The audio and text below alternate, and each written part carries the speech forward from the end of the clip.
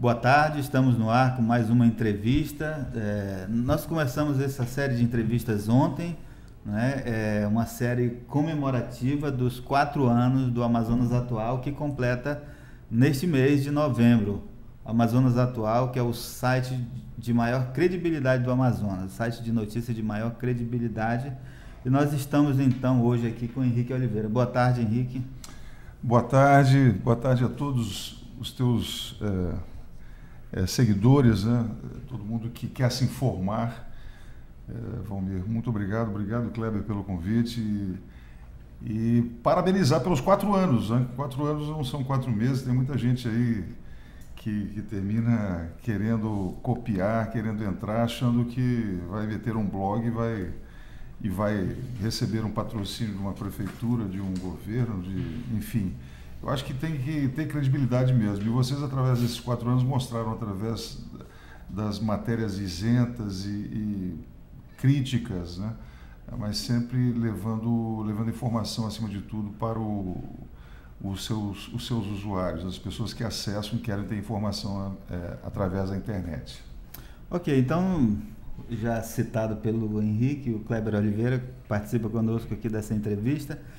Em 2014, Henrique Oliveira era deputado federal, né, e com chances reais de reeleição, mas optou por disputar a eleição de vice-governador na chapa encabeçada pelo José Melo, que era governador e estava concorrendo à reeleição. 2 anos e 4 meses depois de assumir o cargo, o TSE confirmou a cassação do mandato dele e do governador José Melo, né, uma cassação que havia sido determinada pelo Tribunal Regional Eleitoral em janeiro de 2016 e em maio de 2017 foi confirmada. Na eleição suplementar realizada em agosto deste ano, Solidariedade, que era o partido ao qual o Henrique estava afiliado, compôs a coligação de Eduardo Braga, justamente o político que moveu mundos para tirar ele e José Melo do Executivo Estadual. Henrique, você saiu do Solidariedade e se filiou recentemente ao PROS, né? Partido do governador José Melo. Eu fiz esse apanhado histórico, mas eu começo com essa pergunta: por que se filiar ao PROS? Eu vou objetivamente para essa pergunta. Na verdade, quando o Solidariedade foi criado, e o Solidariedade é o partido mais jovem de todos os partidos, né? A fundação dele foi no mesmo dia do PROS.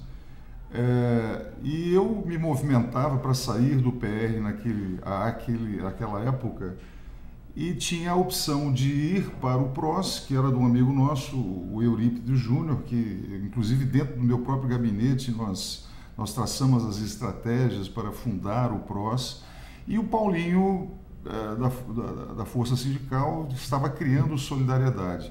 O PROS foi criado 1 hora antes do Solidariedade, e eu me senti mais confortável pelo lastro que existia no Solidariedade, das pessoas que formavam o Solidariedade naquele momento, de ir para o Solidariedade e virar presidente do partido aqui no estado.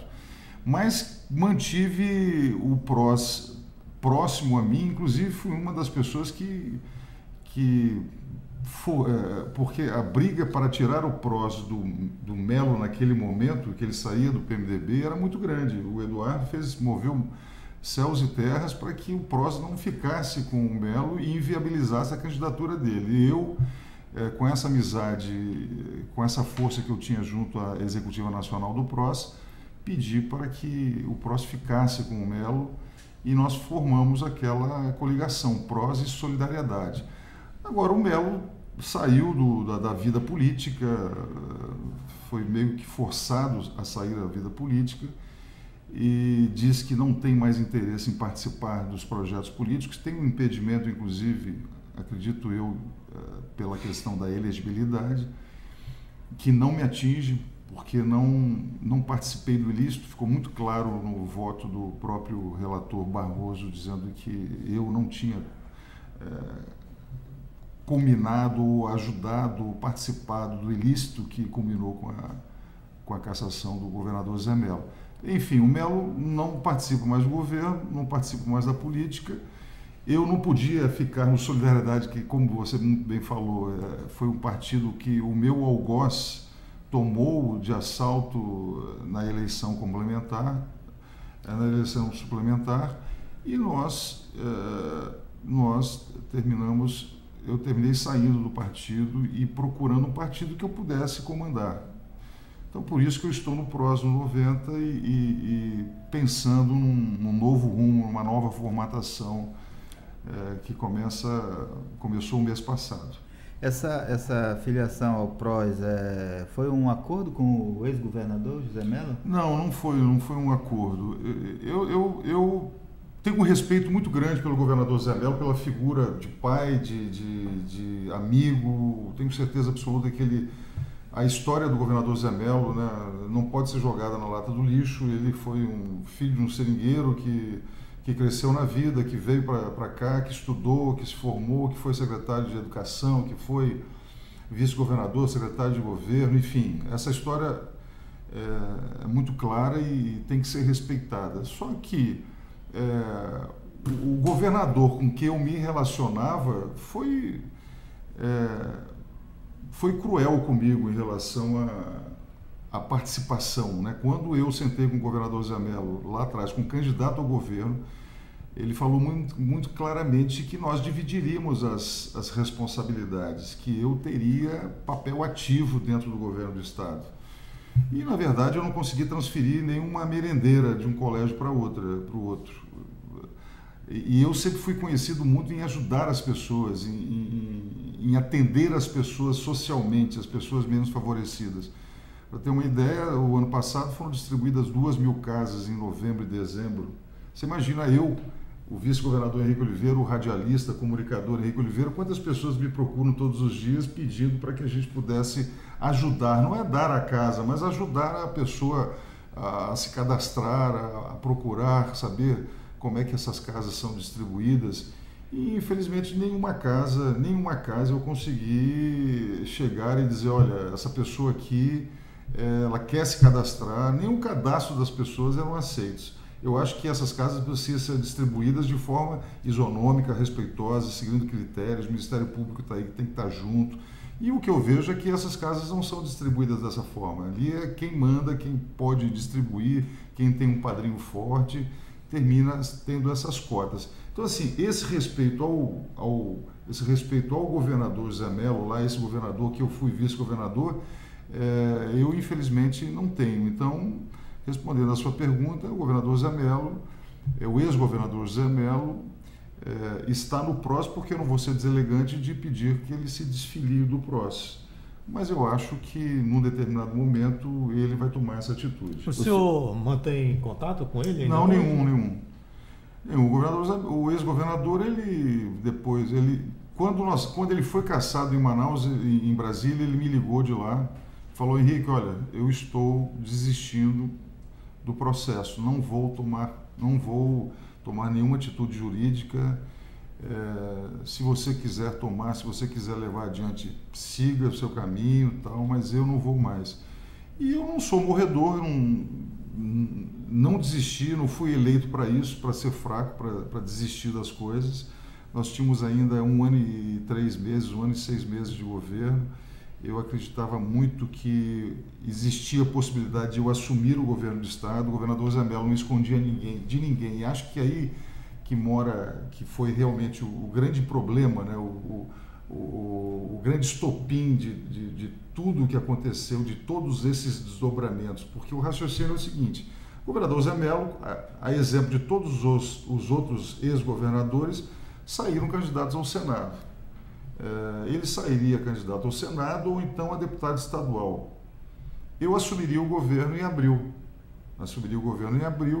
E não tenho medo de dizer que seria um governo exitoso. Tanto é que agora os números já começam a melhorar, a economia começa a dar uma demonstração de mudança de rumos, de reoxigenação, e começa a se ter uma arrecadação melhor. Eu não tenho dúvida de dizer que seria um governador excepcional, muito bom, e seria candidato à reeleição. Quando os grandes perceberam isso, né, que existiria uma quebra de continuidade, porque o Henrique Oliveira não tem afilhado, não tem padrinho, não tem herança política, nunca fez parte de um grupo grande. Eu entrei, fui vice-governador do Melo, como o Carlos Souza foi vice-governador do Amazonino, fui vice-prefeito do Amazonino, como o Issa foi escolhido pelo Arthur para ser vice-prefeito também, por causa da musculatura política. Ninguém naquele momento aceitaria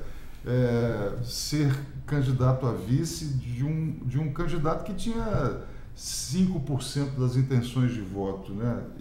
Você acabou de dizer, eu teria uma reeleição mais ou menos garantida para deputado federal e resolvi sair candidato, porque eu sabia do meu potencial, eu sabia que a gente podia virar o jogo em cima de um candidato como o Eduardo Braga, que tinha 60% das intenções de voto. Então, não me arrependo de ter ganhado a eleição, me arrependo de ter escolhido um companheiro de chapa que não me respeitou, que não me abriu espaço, como o Amazonino acabou de abrir espaço para o Bosco Saraiva, que é secretário de Segurança, como o Eduardo abriu espaço para o Omar, que foi secretário de Segurança, como o Samuel Renan foi vice, mas foi secretário de Fazenda, como o Alfredo foi vice, mas foi secretário de Administração, de Saúde, enfim. Eu não tive espaço algum. Fui usado, fui sugado, e hoje o meu grande desafio é provar para as pessoas que eu não tinha absolutamente nada. Eu desafio,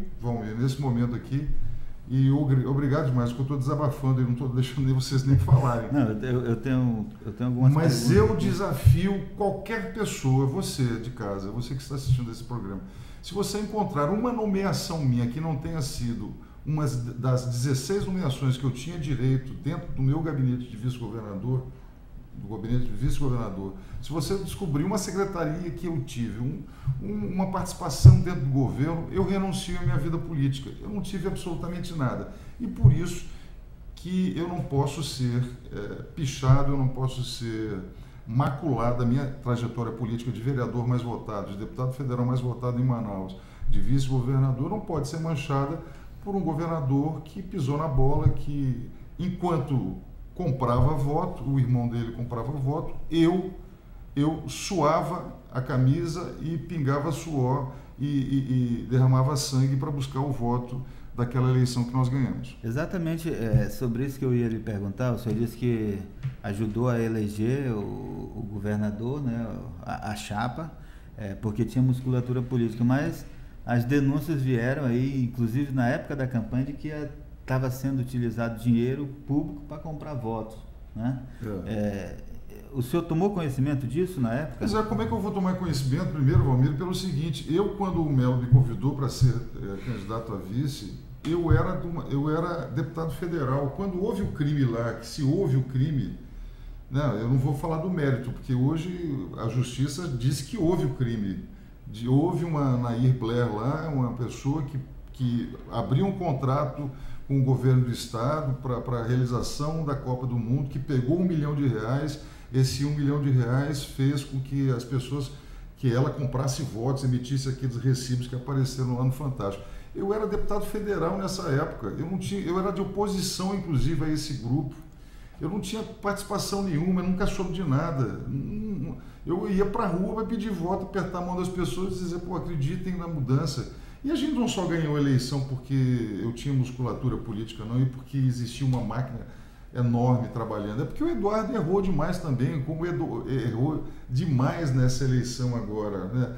O Eduardo perdeu todo o patrimônio político dele. Eu acho que para deputado federal ele vai ter que gastar muita grana para poder ser deputado federal. Então, eu acho assim que foi uma conspiração celestial, uma conjuntura de me colocar naquele momento. Agora também é o seguinte, era a única forma de eu ser vice-governador do estado. Se fosse esperar um outro momento, dificilmente, porque o estado está totalmente ainda, a nossa política está totalmente atrelada ainda a essa máquina enorme e do apadrinhamento, de dizer assim, olha, não, vamos botar o fulano de tal porque ele consegue, ele vai manter o status quo aqui das pessoas, os nossos fornecedores, vão continuar, os serviços, os secretários e tal. E eu era um estranho fora do ninho. Por isso que eu volto a dizer, o grande problema é que existiria um novo, existiria uma renovação e eu não teria que dar satisfação a ninguém. A partir de abril seria um governador sem comprometimento, sem amarras e seria lá na frente candidato à reeleição. A gente vai ter que esperar uma nova oportunidade para que isso aconteça. O senhor disse que tinha musculatura política e isso ajudou na eleição da chapa Henrique Melo. O senhor acha que perdeu essa musculatura agora? Sai desgastado desse episódio? Essa é a minha grande luta, porque eu não posso entrar na cabeça das pessoas e saber o que elas estão achando. Se eu for pela minha postura nas ruas, né, que as pessoas vêm, me abraçam, me beijam, querem tirar foto, querem conversar comigo, eu ando de cabeça aberta no shopping, vou em todos os lugares, acabei de sair de um banco aqui embaixo, conversando com as pessoas. Se for pelo meu programa, se você entrar no Facebook, todo mundo elogiando o programa, não tem ninguém que questione isso, né? Agora, se for pelo passado, por exemplo, para prefeito eu tive 16 mil votos, tive menos votos do que o Luiz Castro, né? Grande figura, né? Mas tinha um pedacinho de programa eleitoral, mas teve mais votos do que eu tive 16 mil votos. O que a gente tem que levar essa lição para casa? É de que as pessoas, naquele momento, não queriam votar, gostavam do Henrique demais, mas não queriam votar no Henrique, porque o Henrique era vice-governador de um governo que não fez a festa de Parintins, que fechou Caymmi, que tinha níveis não estava dando a promoção dos policiais militares, enfim, era o dever de casa do governador Zé Melo fazer. Eu acho que acho que até era fazer aquilo. Só que eu só peguei a parte ruim da história. O senhor acha então eu só peguei o ônus, o bônus. Na hora que a gente ia colher o bônus, eu perguntava, governador, está tudo certo no Brasil? Não, nós estamos com os melhores advogados, vai dar tudo certo. Mas o senhor acha que em 2016 o senhor foi punido pelos erros do governo? Por Melo, não tenho dúvida. Não tenho dúvida. Como é que você explica que eu, com 35 mil votos para vereador, o vereador mais votado de Manaus, proporcionalmente do país, depois deputado federal sem eira nem beira, sem um tostão para dar para ninguém, para comprar uma camisa, para comprar para botar gasolina no carro, para poder rodar nas caminhadas, nas carreatas, eu tive 90 mil votos. Depois ajudei o governador Melo a se eleger. Não, fui candidato a prefeito em 2012 e fiquei a 1 ponto percentual da Vanessa Graziotin, quase que eu vou para o segundo turno. Então, assim, a minha musculatura eleitoral, e não é soberba, não é vaidade, eu gosto muito desse resultado, porque ele não nasceu de compra de voto, ele é resultado, ele ficou no momento do voto lá, do voto para prefeito, nessa segunda edição, nessa última eleição para prefeito, tanto é que ninguém queria nem o meu apoio no segundo turno. É a mesma coisa de pegar o apoio agora. O PROS foi o único partido o partido do Melo, não teve coligação nenhuma com ele. Nem Eduardo quis, nem Amazonino quis. Por quê? Porque sabia que a figura do governador Zé Melo, do governo Zé Melo, estava totalmente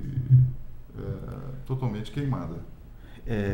O senhor, não foi a primeira vez que o senhor sofreu um processo na Justiça Eleitoral, né? O senhor foi eleito vereador e teve um mandato cassado. Depois se elegeu deputado federal, teve um processo que houve uma cassação no TRE e depois o senhor reverteu no Supremo Superior, né? No Tribunal Superior Eleitoral. Por que o senhor tem enfrentado tantos processos na Justiça Eleitoral? Exatamente por causa dessa musculatura eleitoral, exatamente porque as pessoas não conseguem chegar na casa da dona Sebastiana, do seu João, da dona Maria e dizer assim, não vote no Henrique. Não vote no Henrique, o Henrique tem aquele cabeção grande lá, o Henrique é grandão, não sei o quê, não vote no cara não. Então o pessoal tem que buscar uma alternativa de bloquear, ninguém sabe de onde vem tanto voto. E continuo dizendo, não é vaidade, é trabalho, é muito trabalho todos os dias. Lá de 25 anos para cá, eu fazia propaganda de de farmácia, de padaria, de popularizando a minha imagem. Era mestre de cerimônia de meninas de 15 anos lá, fazia narração de boi no sambódromo, lançamento de carro da Murano Veículos. Então, assim, foi popularização, muito trabalho para popularizar esse convívio que existe com as pessoas de casa. E alguns gostam, outros detestam. Esses que detestam, eles procuram os meios jurídicos para poder me derrubar, principalmente o Ministério Público. O Ministério Público foi lá a primeira vez, disse que eu era motorista do TRE e por isso eu fui cassado. Motorista do TRE não pode concorrer a cargo eletivo. Não pode, fui cassado. A população ficou revoltada, disse, não, agora vamos votar nele para o que ele quiser, porque é injusto o que aconteceu. Aí fui deputado federal, aí veio o Ministério Público e disse, não, mas ele se utilizou da televisão. Não, ele fazia programa de televisão e ele não podia apresentar, não podia ser candidato, foi desproporcional o que ele fazia na televisão. E aí, só que o médico faz a laqueadura, o advogado solta, o bandido, o pastor faz a pregação e todo mundo pode ser candidato. O cara de televisão não pode ser candidato. Foram lá, me caçaram aqui e lá em Brasília o TSE foi e disse, não tem nada a ver. Agora foi a questão de fui caçado de carona, né? De carona. É a mesma coisa que você está no sinal, o cara passar um sinal vermelho, o Valmir está dirigindo o carro, aí eu estou no carona lá, aí o guarda para lá na frente e diz, não, eu vou multar vocês dois. Tanto o Valmir, que foi o cara que estava conduzindo o negócio, quanto eu, que estava sentado de carona. Eu não tenho nada a ver com a cassação, nada a ver com a cassação. E a Justiça Eleitoral, e aí que tem que tomar o cuidado, que a população não dá para brincar com o sentimento das pessoas. Né? Agora, recentemente, 1 milhão de pessoas deixaram de votar para governador. Né? Então, assim, as pessoas têm uma outra concepção hoje. Estão perseguindo o Henrique, estão perseguindo demais o Henrique, rapaz. Esse cara, o que ele fez? Ele matou, estuprou, roubou. O que esse cara... Por que estão perseguindo esse cara? Será que não é porque ele quer quebrar essa hegemonia de poder que passa de um para outro e o outro volta, o outro estava lá longe e tal, de repente volta para ser prefeito, volta para ser governador, enfim. Então, eu acho que a população, não dá para brincar, não me vitimizem, não façam de mim, não atirem tanta pedra, porque termina a população vindo e querendo fazer uma limonada desse limão. O senhor está com esse processo lá, um recurso no Supremo Tribunal Federal, em que está ancorado esse direito que o senhor disse que o senhor pleiteia no não existe mais, ali perdeu o objeto, né, Valmir? Não tem, eu vou continuar porque precisa ter o trânsito em julgado, mas lá já houve eleição, já foram gastos os 32 milhões de reais, o governador já foi empossado, não há o que se questionar mais. O meu direito era muito bom, o que eu questionava é o seguinte, é a individualização da pena, essa história que eu acabei de falar, né? Como é que eu posso ser punido por uma coisa que você cometeu? Mas a chapa é única e indivisível, no direito eleitoral é isso, não tem como dividir a chapa. Mas eu quero que lá no acórdão, lá do ministro do TSE, do Supremo, ele coloque claramente para que os meus filhos e netos, um dia interrogados ou indagados por algum bullying da vida, numa escola, seu avô foi cassado, que ele consiga lá apresentar no outro dia meu neto, ou meu filho, ou meu bisneto, diga, não, meu avô foi vice-governador, sim, mas ele foi inocentado aqui porque quem cometeu o crime de compra de sepultura, quem cometeu o crime de formatura, não foi o meu avô.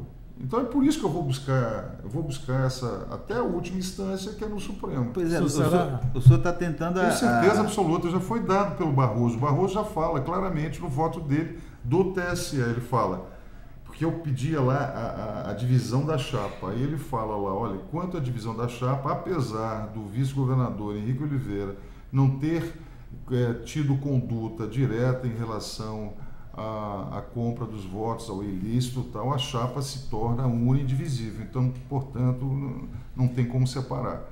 Mas o Lewandowski, lá na frente, ele vai... O senhor está pleiteando o direito de disputar a eleição de 2018, é isso? Olha só, essa questão do registro de 2018 é o seguinte, ela só é vista, Valmir,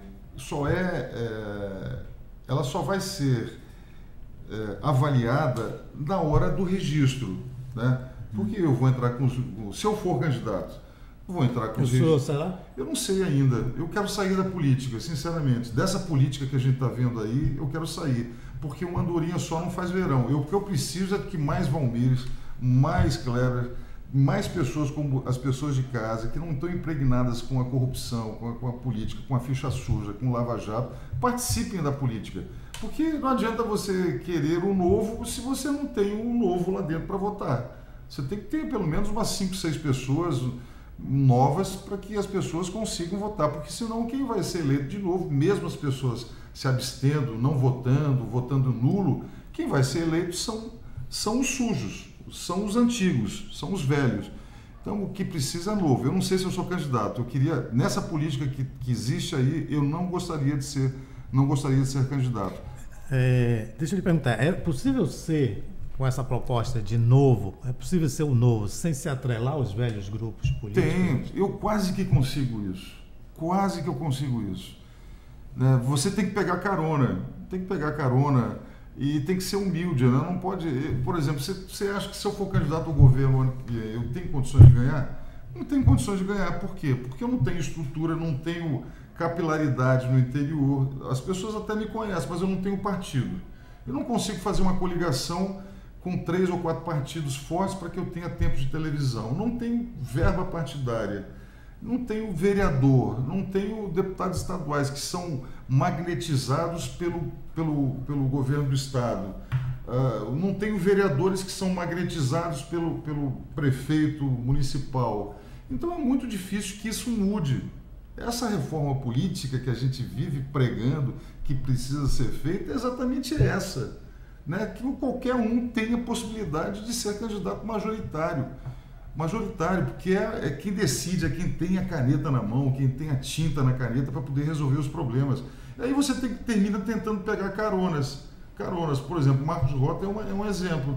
Marcos Rota conseguiria um partido para se chamar de dono, um partido grande, para chegar assim, não, eu vou sair candidato se o Arthur quiser ou se não quiser, ou se o Amazonino quiser. Não vai conseguir não. Então tem que ser vice para uma possibilidade da ausência, não estou torcendo para que ninguém morra não, mas na ausência, né, o cara consiga ter o caminho dele e ia acontecer comigo, tenho certeza absoluta, muita paciência, e por isso que eu não rompi com o Melo. Porque o amazonense não merecia mais um episódio de um vice brigando com o governador. O Issa foi demitido ao vivo pela rádio. O Carlos Souza foi preso. Não sei se vocês lembram, mas o Carlos Souza se arvorou contra de querer ser uma independente e tal. Amanheceu preso no Puraquequara. Injustamente.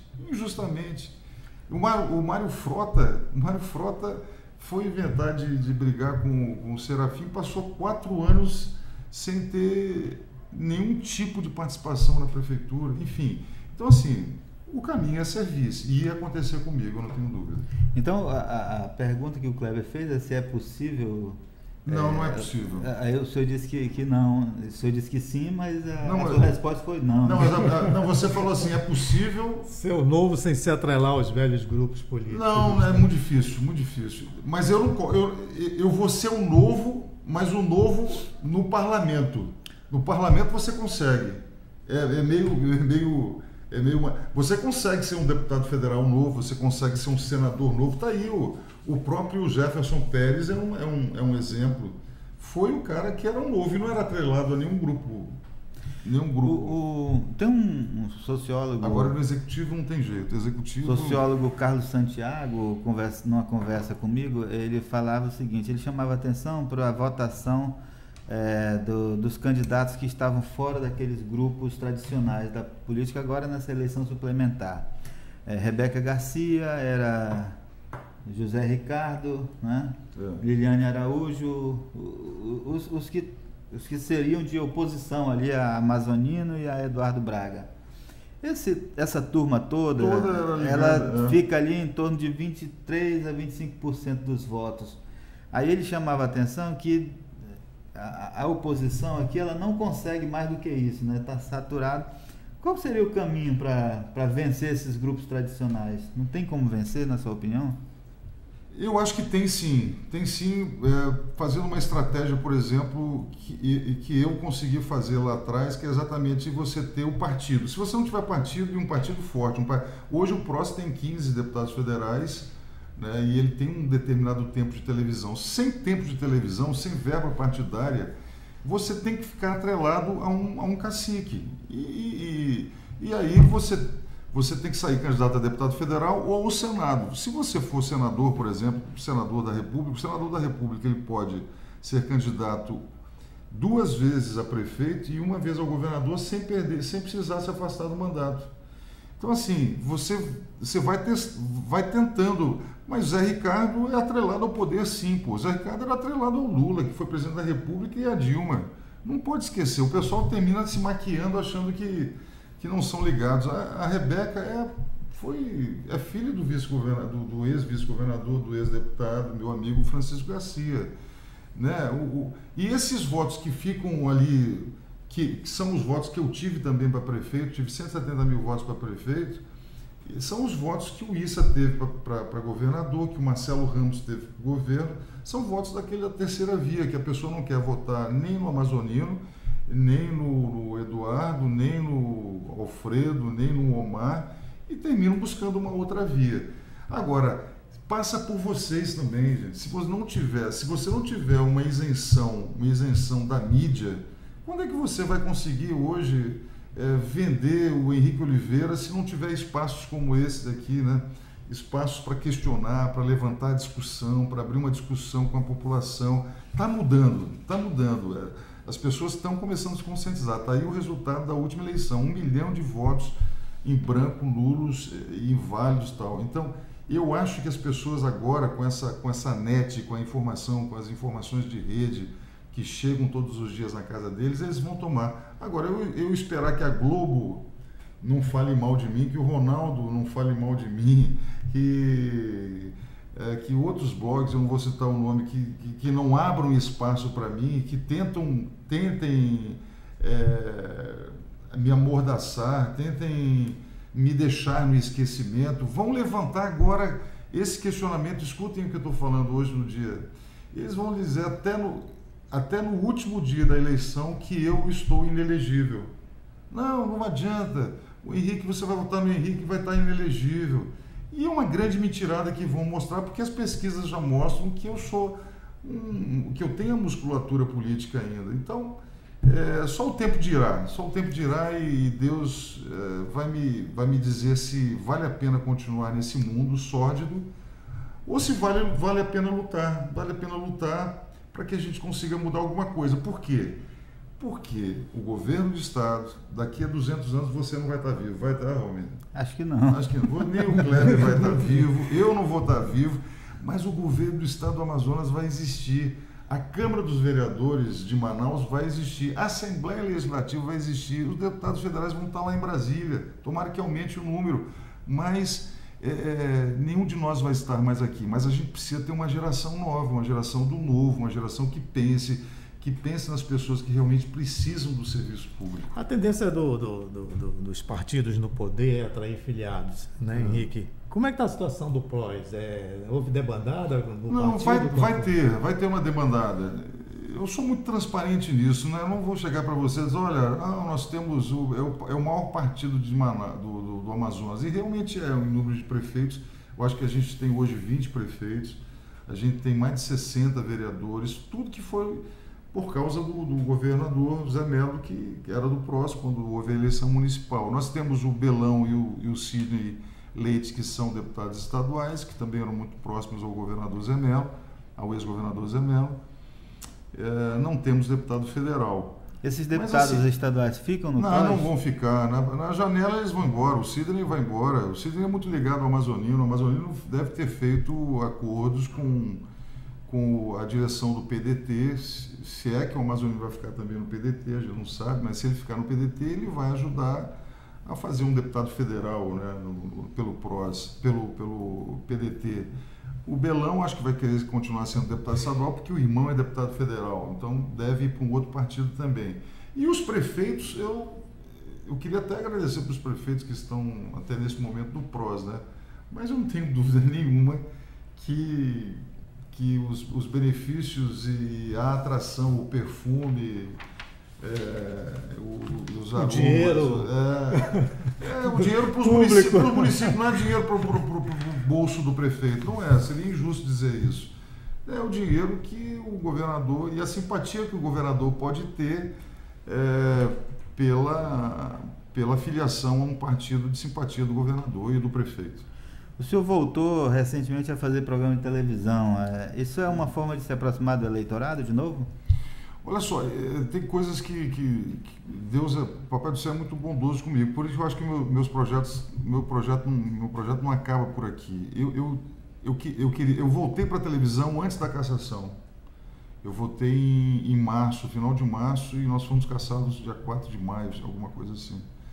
Então, assim, eu já estava fazendo o programa, porque gosto muito de fazer televisão, e achava que, com esse espaço que o Melo me dava, que era zero, eu terminaria levando apenas o ônus de uma administração impopular. Então, eu falei, eu vou me desgarrar e vou voltar para a minha velha televisão, onde eu consigo conversar com as pessoas e as pessoas vão me ver como o Henrique Oliveira, comunicador, e vão deixar de me ver vice-governador. Mas ela não tem... Seria mentira dizer que não é para aquecer, para manter aquecida a minha... Senão não estaria aqui também te dando a entrevista, né? A gente vive realmente da exposição. E hoje eu estou na televisão para ter uma exposição, mas a mesma exposição que te joga para frente, a exposição também que pode te... Se o programa não for bom, né, se fosse assim, o Carrapeta seria deputado federal até hoje, o Elias Emanuel já teria sido senador da República. Então, assim, por exposição à televisão. Você tem que fazer um programa, mas tem que fazer um programa que as pessoas gostem. Pelas manifestações aqui, Henrique, tem as manifestações todas na nossa live são contrárias ao Henrique. São.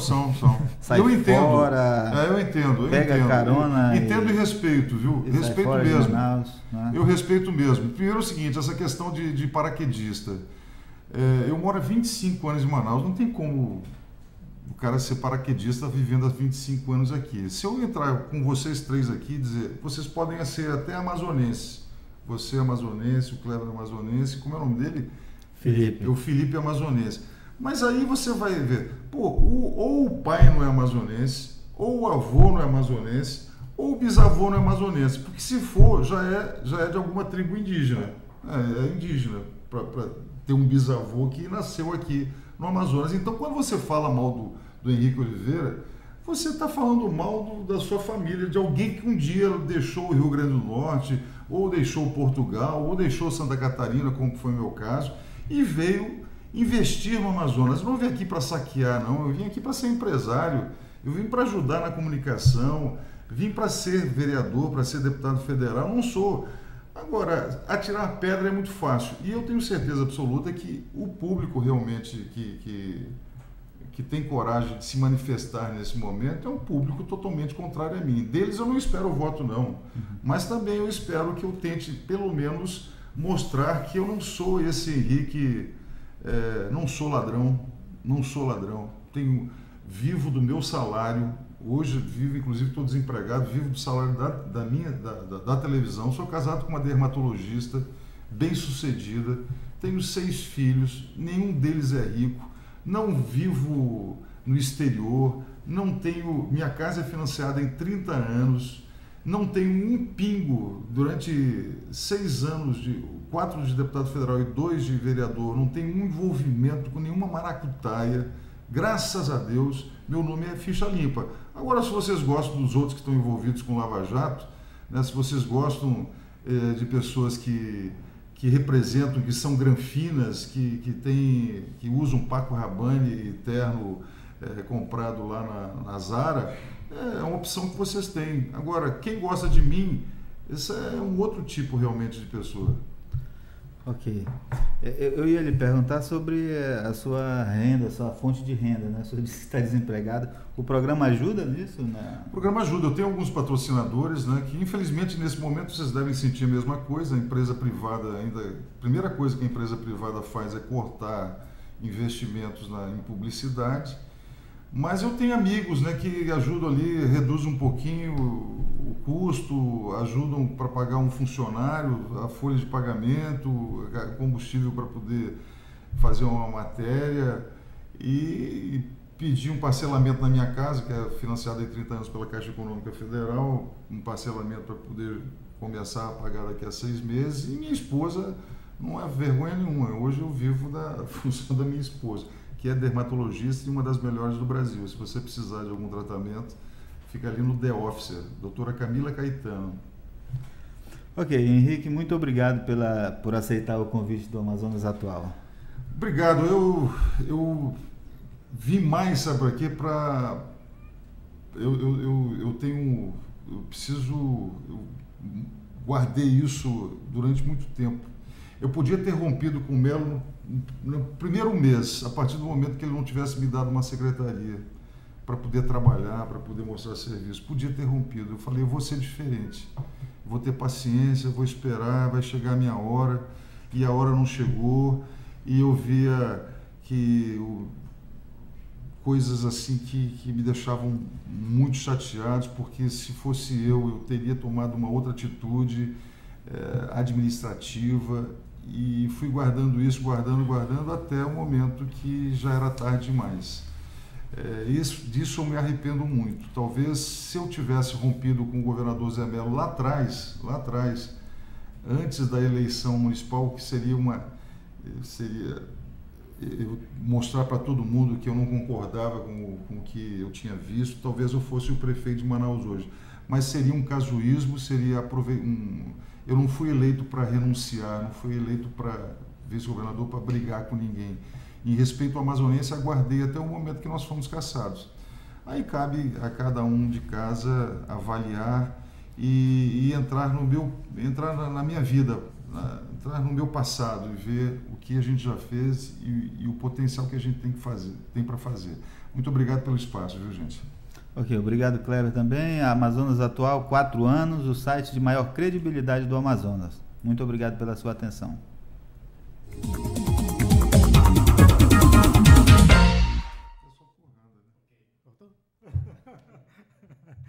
mas eu desabafei também. Ah, não, foi ótimo. Não, desabafei. Demorou, mas valeu, hein? Eu digo que demorou... Demorou, eu vi, né? Não, mas me chame sempre, cara. Me chame sempre. Os caras estão agoniados. Felipe, um abraço, meu irmão. Não sabia se eu me chamei pela intimidade de